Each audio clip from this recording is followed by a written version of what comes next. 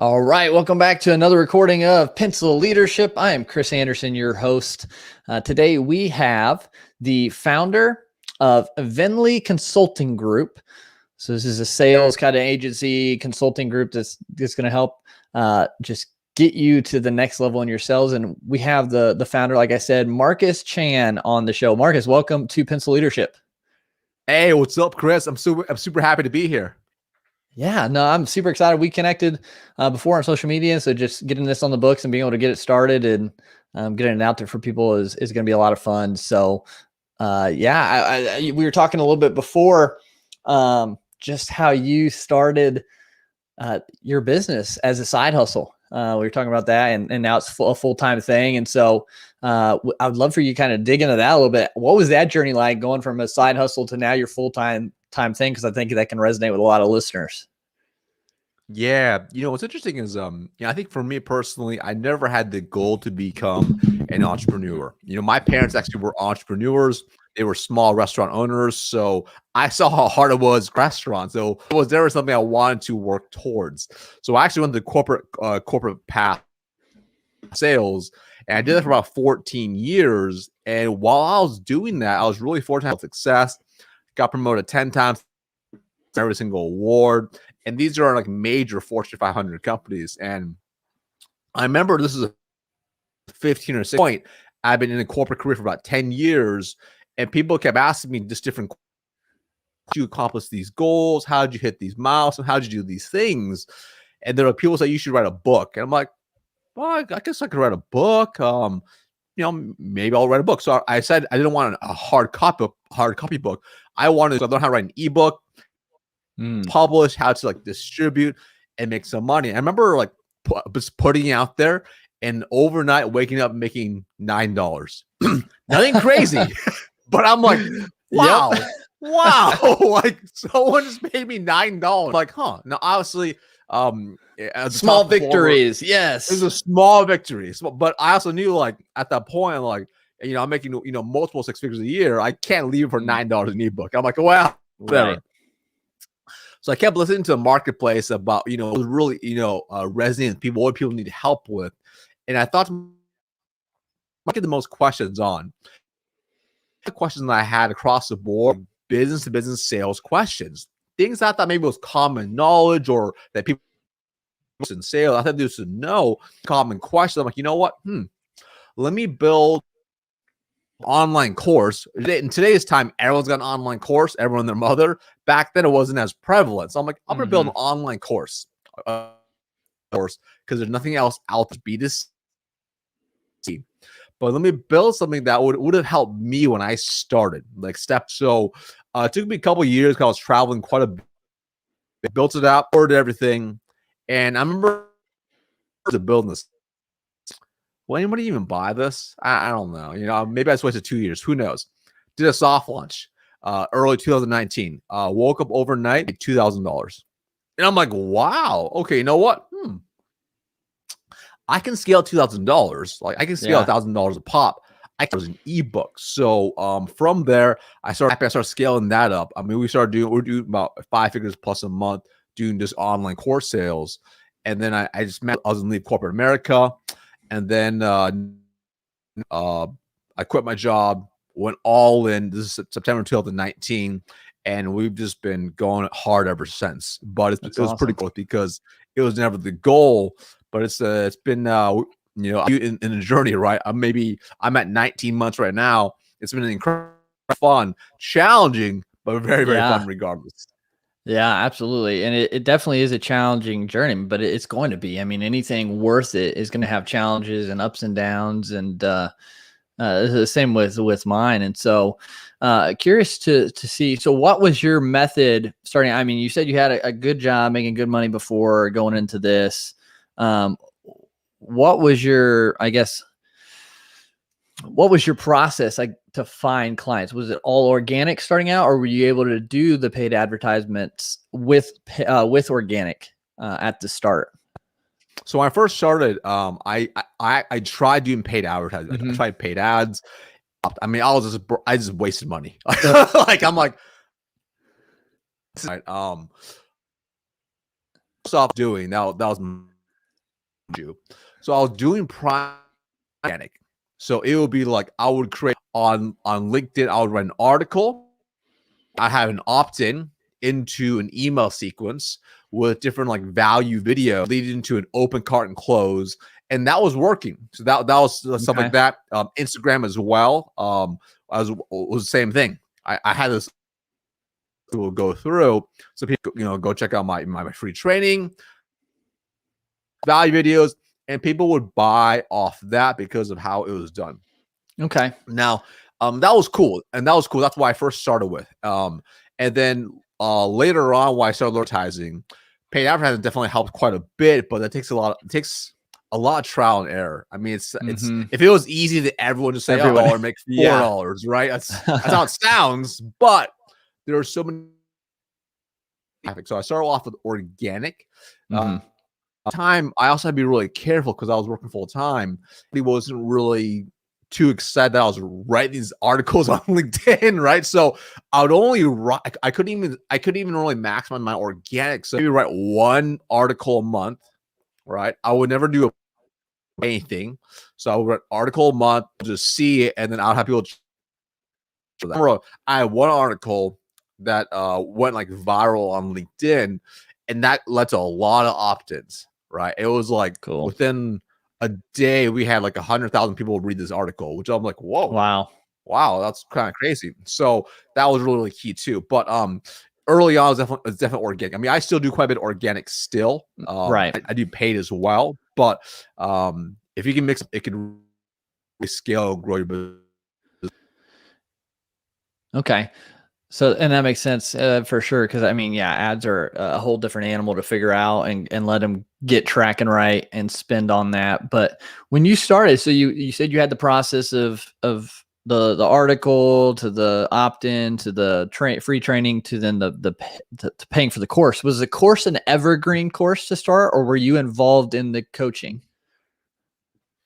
So initially it was so even my offer has changed over time. So initially it was purely just an that people just like ideally they would opt in somehow. So they would somehow get the 3 value videos, get nurtured by an email sequence, and then they would go and buy within the open cart. And then from there, like we had and stuff, and I'd have like a message or DM, because most time like early on it's like your like closest audience that was seeing that stuff, so they message me, etc., and that would lead to ease about upselling to one-on-one coaching. So that really was like, okay, that's pretty cool.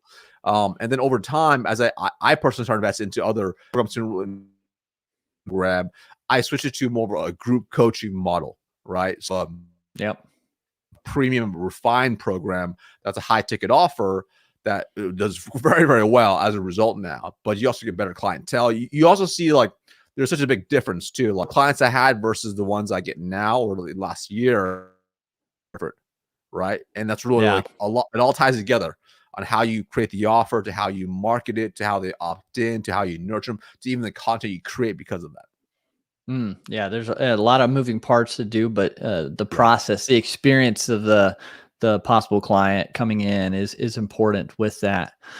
So with that, I really, and again, we were talking before where we think a lot of people struggle is just having to sell their new products, being an entrepreneur, having a side hustle, and just maybe overthinking it. So I'm excited to dive into these 3 steps to make more sales. So what is your approach with these 3 steps, and what are they, so we can start having more sales as entrepreneurs? Yeah, so I think it's keeping things very, very simple. So I think the first piece, I made this mistake personally. I think the first step is you must have a clear target. You must niche down. So that's step 1. Like you must niche down. And the reason I say that, if you have what I call an everyman offer, every person offer, it's really hard to write copy that really speaks to that specific person. So number 1, know exactly who are you going after. If you had to write the ideal customer profile, what's that? From what's their heartburns, what they're hopping, what nights, what desire? What are they scared to admit? What are the things they're not willing to tell their spouse they're thinking about late at night? You want to understand them so that way everything you from your marketing to your sales, copy to even how you communicate with them really speaks to them. Okay, that's the first piece, because once you have that, now then they'll connect with your messaging much more, and that's going to flow everything what's called top of the funnel to bottom of the funnel. So it's got to be crystal clear. Okay, because you have to pass what I call the whisper test, and what the whisper test is if you picture your target in your mind, the ideal customer for you, picture they're at dinner with their spouse. They're having this delicious, COVID-safe, delicious dinner at a restaurant.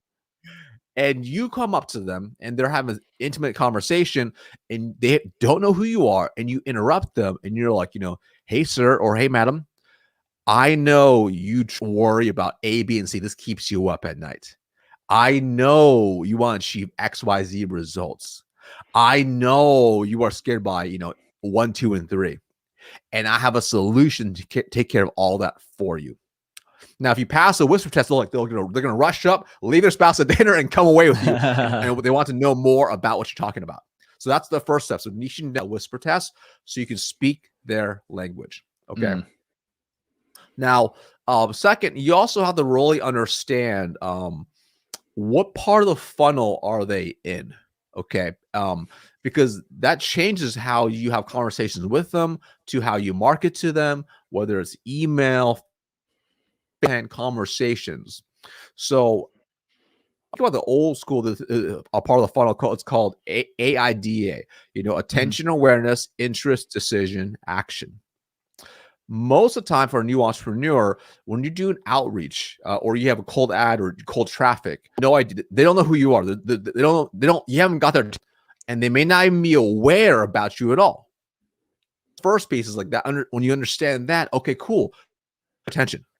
That's the first piece, because how you get their attention is very different than having them be in a position to make a decision. So, for example, if like the mistake I made early on, this is the mistake I make. I create a Facebook ad. I put it out there. Hey, I have this course I'm selling. Well, I am. They don't realize they have a problem. Okay, so they're like, why would I need this? The ad didn't connect. Versus now, when I create ads, if it's cold traffic, I will create an awareness ad, right? Awareness or attention to hook them. So they're like, okay, cool. Like selling them about their soul, that they need to be aware of a better offer out there, a better way of doing things. And that's why I didn't understand early on. So making sure at that point, and as you, then your copy is focused on creating, okay? Because now that they're aware of you, now can you create a little bit of interest into you, right? A little bit of interest, etc. And then from the interest piece, then it's like, okay, now can you move into making a decision? Is it, working with you, and then action from you. So that's a really, really, really key piece right there. Understanding exactly, where they are in the funnel. All right. And then third piece is, you have to make sure that your offer is really good on what you promise. It seems oversimplified, but showcase that you can truly create the result from it to be across the board, right? Like one of the best things you can do for your business is create solid case studies or tests. Especially as an entrepreneur, whatever it's going to be, right? Like if it's on podcasting, it's what's that result they can get from podcasting, right? What's a final end transformation or state? If you are selling a fitness program, they're not buying a fitness program, they're buying a desired end state. And if you have case studies and tests to prove it, that can help you all across the board as well. So those are 3 really simple steps that can help you sell without being sleazy. Good thing about this, if you use a testimonial, that sells everything for you, right? Like, you don't have to sell that really that much. They already know. They know who you are. Now it's proof to them that you can get results for them too. Yeah. So so these are great points. And again, I like just keeping it simple, these 3 steps. And I know I've talked so much about knowing your audience, like niching down, and I was told being specific prints money. Yes. So the more specific you are, the easier it is to sell because you know who you're talking to. But on the third one, the offer, make sure you could show the results. So how did you? Because I've been there and I've heard it. Like, well, I don't have any testimonials, or I haven't. Like, I'm just starting. So where do I get testimonials, or how do I, So what's kind of how do you deal with that? Yeah. So this is where I think it's really key that especially if you are a brand new business and maybe you don't have the testimonials or cases quite yet. Mm-hmm. Well, when you bring on new people, you have two options, right? Number one, the hard way, which is you do your best offer, et cetera, without it, right? Which requires a lot more work on the front end. Okay, that's way harder on the front end. Or you run a beta offer and you get them beta clients that you basically wrap your arms around them and get all right. And that could mean perhaps you sell your beta offer at a lower price point, and you could tell them that you are doing a beta. You can say, hey, Mm-hmm. listen, Chris, listen, I know I just started this new sales training and coaching business. I totally get that. If I can get you, I'm willing to work with you at a massive discount, charge you X amount. I will today. My only ask of you is the end, as long as I get you results, you give me a raving testimony. Yeah, no, that's a good Like way to do it. most people would say, that sounds pretty good. Okay, I'll do it. I'll do it. Right. Yeah. So, and you just want to think, how can you minimize their risk, right? Because especially early, if you ultimately what holds people back from making a buying decision most of the time, especially if they don't really know you that well, is they're worried remorse. They're worried that if they invest you whatever you offer, that they won't get their money's worth. So what that can mean is, you may need to offer some guarantees, right? It's like, hey, if you work with me, I will charge you this little amount just because you're part of the beta. And if you don't see the results as you want in the first 30 to 60 days, I'll refund you 100%. Okay. Pretty low risk. Yeah. Okay. Or maybe they're still on the fence and maybe you're not credible enough, etc. Okay. Tell you what, Chris, I'm so confident XYZ result. If in the first 60 days you do not get any results from me, refund your money and I'll for $1,000. Okay. Wow. Okay. Oh, wow. Now you are like, really, that sounds pretty good. Sign me up. There's Yeah. no risk now and only upside. So now I don't recommend that you have to take on these things if you don't have the proven results. Like maybe if your corporate background or the background you came from doesn't have the desired results that you can really showcase, it's going to be harder for you. You're going to have to find a way to get these early on. And the thing is, if you can get one or two solid ones up front, if not case studies, that's really going to help you help you sell your offer down the road drastically. And obviously, the more you sell, the more you get. 2 testimonials, it felt like it took forever to get. But once I started rolling, boom. It's like, I mean, Yeah. every week I get screenshots. The social proof is Yeah, is huge. huge, because most people aren't provide it. So most people will put together maybe a fancy PowerPoint deck, maybe a picture of someone's head and a quote. Is that more powerful, or does a screenshot for someone's iMessage saying, hey, you just That's a changed great my point. life? That's a great point. Absolutely. I think that's a huge way to think and look at it. And so, yeah, because I know a lot of people, so even myself, like I'm super early, like a handful of testimonies. And so it's like, okay, I would like to get more and show more. And that screenshot would be a good, valuable way to collect it for sure. So how do you, I'm curious your take on this. What have been kind of some incorrect or bad ways that you've seen people go about trying to sell their products? What not to do, I guess. So I think number one, I think they focus on, so are, this is aside from the internet marketing piece. If you are doing sales calls on the phone or via Zoom or face to face, I see a lot of times that person, whether it's a sales professional or entrepreneur or solopreneur, they're so focusing their product, they don't truly sell. You actually feel really sleazy doing that, right? Mm, Like, oh, I get on this call and you're like, okay, let me tell you why I'm so awesome. I can do A, B, C, D, E, F, G, and they're kind of their eyes gloss over, right? They're like, oh, right. okay, I get it. And then you get to the end and they're like, okay, let me think about it. And they send me some information. Yeah. Well, you didn't do a good job. Right. A very easy way to think about it for a sales call, especially for a sales call or discovery call, you should spend 80 to 90% of the time questions, zero pitching in that time. Like, don't pitch a single thing. What you want to do is uncover their needs, wants, desires, what they're looking to get out of potentially working with you, offer you have, and really uncover it. You really want to make sure it's a good fit, that you can truly help them. Yeah. Like if for example, you get on that call with them and you can help them, well, you just saved yourself time instead of pitching them. You can just tell them, hey, I can't help you, like person. Or if you can't help them, great. So the more they answer the questions, if you do a good job asking those questions on the front end, offer should be a very easy tie-in. It should be a very easy tie.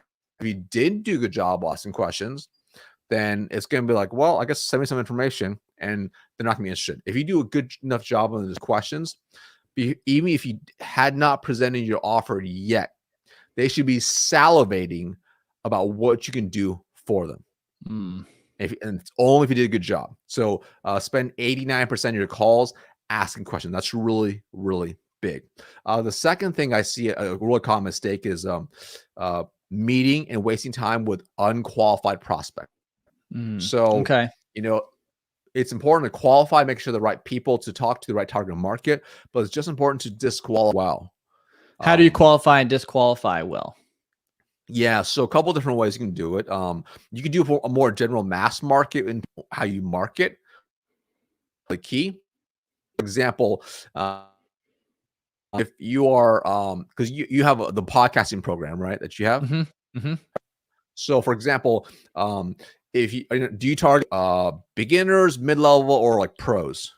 For the Zero Podcast Zero program, it's kind of mid level Programs.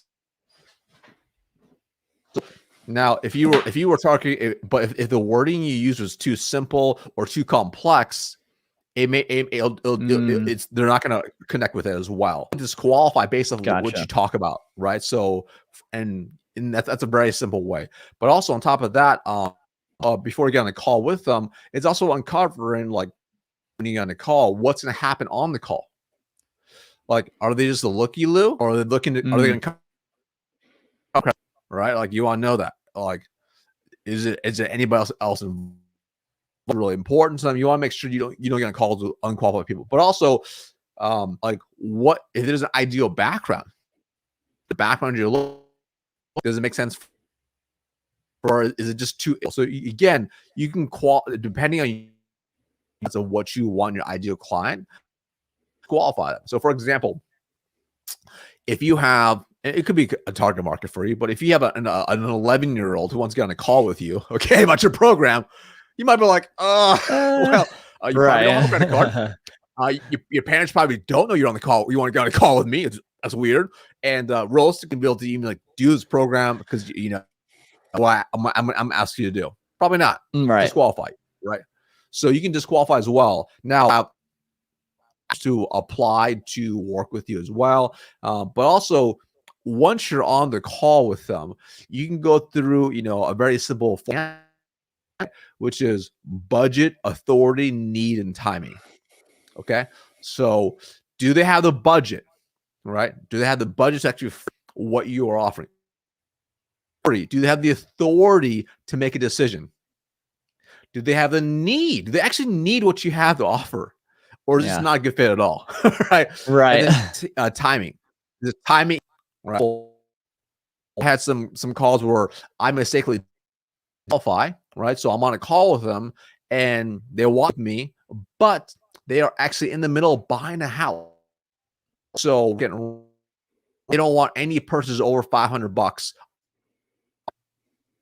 Okay, not a good fit right now. Timing is just not right. So I got to wait until after their house, closes out to go escrow, et cetera, before they can do that. So understand that's really important. So you don't waste your time meeting with unqualified prospects, because even if you have a calendar full of appointments, spending your time with unqualified, you personally get frustrated, they get frustrated, and it hurts everybody.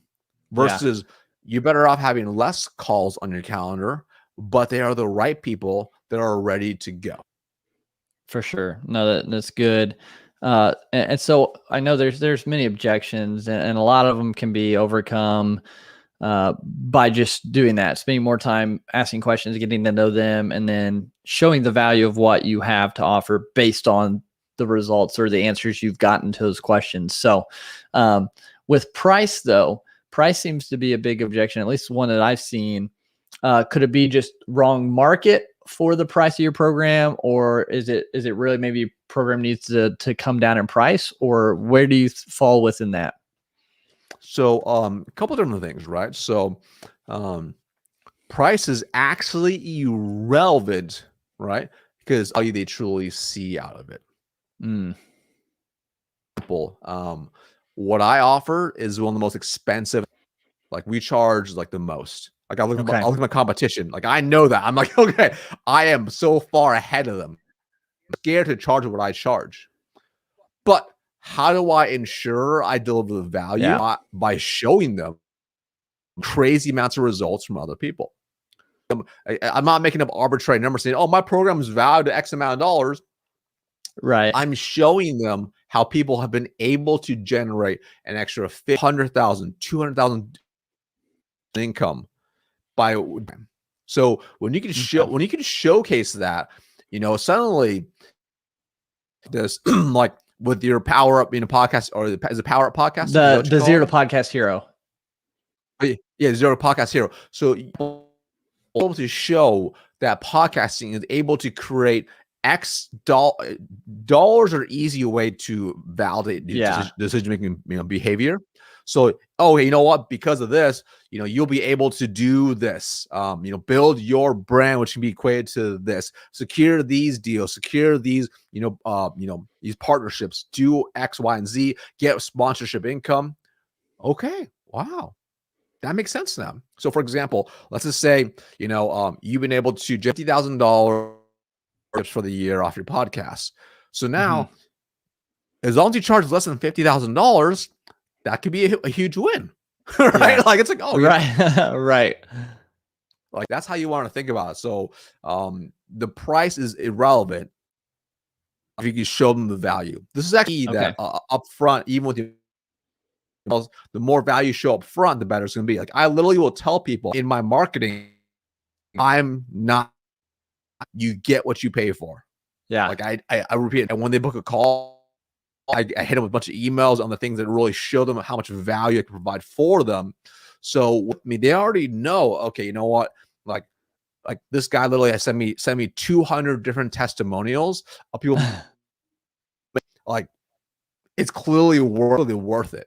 Right? Yeah. They're probably usually scared about the pricing. Like, oh man, how much is going to be? Like if he's getting this type of, what's he going to charge? So now suddenly when you make that offer, this is actually what's key to ask questions such as this. After you go through everything, they say, oh, well, how much is everything, Chris? Well, instead of go right into the pricing, just say, hey, listen, based on what you've seen so far, or, what have you liked the most? Well, okay, I like this and this. What else do you like? I like this and this. And why do you like that? Well, I like this because it's build my connect with awesome influencers. I'm going to make money. I quit my job. Cool. Wait for you. Well, more time for my family. Cool. What's that worth to you? Everything.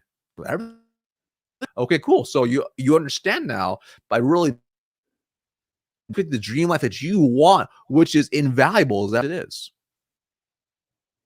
So now you're pre-framing them to be in a better spot to this point. So that's why it's so key to frame the value of in advance. Does that make sense? Yeah, absolutely. It definitely makes it clear and understandable what to do. And I think for a lot of people starting out, I know I was there, and I still find myself there sometimes on the sales calls. Like, just we make it too difficult. We think about to sell too much instead of the individual we're trying to help. And so just kind of going back to like, how can I help them? What are they looking for? What do they want? Like, what is in their way? Oh, hey, and I have this. What do you think? Kind of thing. I think we just overdo it, and we don't do it enough because we allow that fear to stop us. Well, probably ties into maybe not a mistake, but it's important, whether you are a sales professional or entrepreneur, you must have the pure and utter belief your offer can solve. Mm-hmm. Believe it in your way. I think about it, it's as if your target market the cure. Yeah. So if no, you're shocked. Like, well, you're really help you. You should be shocked. You should be disbelief. You should believe you should charge more. But you have to first believe that yourself before you can convey it to, because if you don't believe you're worth the price point you're offering, they will hear it in your voice. If you're like, hey, to work with me is $7,000. Nah, it's expensive. Versus it means so sponsored. This program is valued easily at 30, 50, 50K. It's only sellers. Big difference. And how you deliver it. Carry yourself. Mm-hmm. They'll read that. And even if budget, they're like, okay. Yeah. Okay. It's more like expected. Yep. Just don't say a word. Wait, let them process it. Mentally walk, and then coming their objections to what's really on their mind. Okay. No, that's great information. And again, I think overcomplicating it, I think, gets in the way. So keeping it simple, just asking more questions, and then just framing it in a way that shows them the value of that. Awesome. Correct. Well, exactly right. Well, Marcus, this has been, again, really good. I love to continue to learn about this stuff and just improve, and with your expertise and your what you've done with it, to learn from you has been awesome. And I know those listening are going to take a lot from this, and I hope they can implement it right away and share it with others who it can help. But before we kind of wind down, I ask one question of all my guests, and it has to do with the fifth trait of pencil leadership, being we're all uniquely created with a purpose to leave a positive mark on the world. And so when everything is said and done for you here on earth, what do you hope your positive mark is? Yeah. So I actually have three things I want to be known for. Right? This is something I think about a lot about, right? A lot of us. So if I was to, say pass away tomorrow, right? Mm-hmm. I'd be known for three things. Number one, the legacy. Done. All right. Number two, to been a positive influence. So whether, and I'm not saying like, oh, influencer or, whatever, or be money to throw on programs. I'm saying, hey, whoever I interacted with, they at least walk away, hopefully having a good feeling about themselves, maybe being a better version of themselves, right? Maybe it's sales or life, whatever. That's my goal, right? And then number three, love. And what I mean by that is that people walk away, you know what? Everything Mark said, he did it with the right intentions, and he did it to his best ability. He's not perfect by any means, but I know he cares and he loves. And that's what those three things are right there.